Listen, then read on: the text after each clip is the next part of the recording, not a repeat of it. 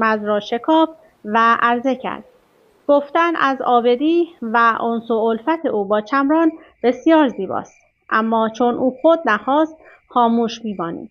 فقط همین را بدانید که او برای چمران عزیز مثل برادر بوده است. اسنادش موجود است. نخستین دیدار با بزرگان روزگار همیشه زیباست. مایلی برای شروع ماجرای اولین دیدارتان را با شهید عزیز چمران بشنوید.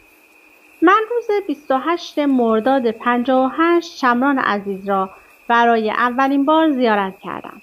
روز قبل آن فرمان تاریخی حضرت امام مبنی بر شکستن محاصره پاوه صادر شده بود. فردای فرمان امام بنده اولین هلیکوپتر را در پاوه به زمین نشاندم. مرحوم سرهنگ همایونفر هم با من بود. آنجا بود که چمران را دیدم و ایشان با شدت و علاقه قلبی مرا به آغوش کشید.